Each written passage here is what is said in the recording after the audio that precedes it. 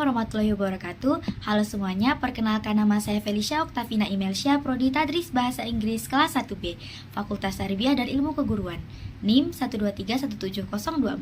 Sebelumnya saya ingin mengucapkan terima kasih kepada Bapak Septian Utut MPD selaku dosen pengampu mata kuliah Bahasa Indonesia yang telah memberi saya kesempatan untuk membuat video ini, dan saya akan menjelaskan materi tentang sejarah bahasa Indonesia. Bahasa Indonesia merupakan bahasa resmi dan bahasa persatuan Indonesia. Namun sejarah bahasa Indonesia sebenarnya sangatlah kompleks dan berasal dari berbagai bahasa dan budaya yang berbeda. Berikut adalah penjelasan singkat mengenai sejarah bahasa Indonesia. Sejarah Indonesia dapat kita lihat pada peristiwa Sumpah Pemuda 28 Oktober 1928. Nah, bisa kita lihat bahwa bahasa Indonesia ini resmi menjadi bahasa nasional atau bahasa persatuan. Penjelasan mengenai bahasa Indonesia akan saya bagi menjadi 4 tahap. Yang pertama, sebelum kemerdekaan, kedua, setelah kemerdekaan, ketiga, sejarah penamaan bahasa Indonesia, dan yang terakhir, proses perkembangan bahasa Indonesia. Tahap yang pertama yaitu sebelum kemerdekaan. Bahasa Indonesia merupakan dialek bahasa Melayu pada masa penjajahan Belanda. Bahasa Melayu ini digunakan sebagai bahasa perhubungan yang luas. Pada tanggal 28 Oktober 1928, bahasa Melayu ini dirubah namanya menjadi Bahasa Indonesia. Kenapa dirubah?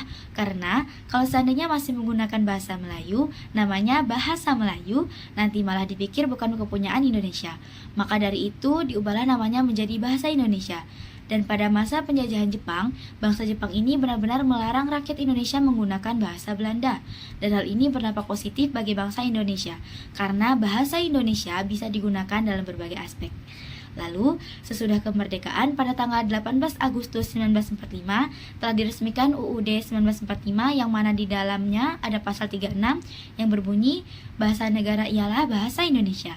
Nah, jadi kedudukan bahasa Indonesia ini bukan lagi bahasa nasional, melainkan menjadi bahasa negara. Setelah kemerdekaan ini, bahasa Indonesia juga mengalami perkembangan yang pesat dan jumlah pemakai bahasa Indonesia juga terus bertambah.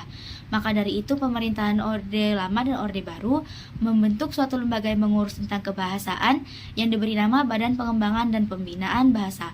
Yang ketiga, sejarah penamaan bahasa Indonesia. Seperti yang saya katakan di awal, bahasa Indonesia itu tumbuh dan berkembang dari bahasa Melayu dan sudah digunakan sebagai bahasa perhubungan, dan proses perkembangan bahasa Melayu ini tanpa sadar menumbuhkan rasa persatuan bagi bangsa Indonesia itu sendiri. Para komunitas bangkit menggunakan bahasa Indonesia. Kemudian pemuda yang ada di Indonesia juga mengangkat bahasa Melayu sebagai bahasa Indonesia pada saat Sumpah Pemuda. Bahasa Melayu yang di sini dimaksud adalah bahasa Melayu Riau. Mungkin teman-teman bertanya, kenapa tidak menggunakan bahasa Jawa?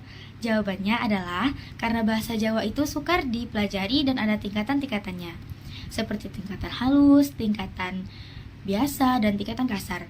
Maka dari itu, bahasa Melayu dipilih sebagai bahasa Indonesia. Yang terakhir, proses perkembangan bahasa Indonesia ini sangat banyak sekali. Dimulai pada saat itu ada ejaan Van Ophuijsen yang digunakan pada 1901 sampai 1947. Yang kedua ada ejaan Republik atau ejaan Suwandi yang digunakan pada tahun 1947 sampai 1956. Yang ketiga ada ejaan Pembaharuan yang digunakan pada tahun 1956 sampai 1961. Yang keempat ada ejaan Melindo pada 1961 sampai 1967. Yang kelima ada ejaan baru atau Lembaga Bahasa Kasustraan pada 1967 sampai 1972. Dan keenam ada ejaan bahasa Indonesia yang disempurnakan yang sering kita dengar sebagai EYD yang digunakan pada 1972 sampai 2015. Dan yang terakhir ada ejaan bahasa Indonesia yang kita gunakan dari 2015 hingga sekarang. Sampai saat ini, pemerintah terus mengupayakan terhadap ejaan bahasa Indonesia melalui Badan Pengembangan dan Pembinaan Bahasa, sebagaimana pemerintah itu mempercayai bahwa ejaan merupakan salah satu aspek penting dalam penggunaan bahasa Indonesia yang baik dan benar.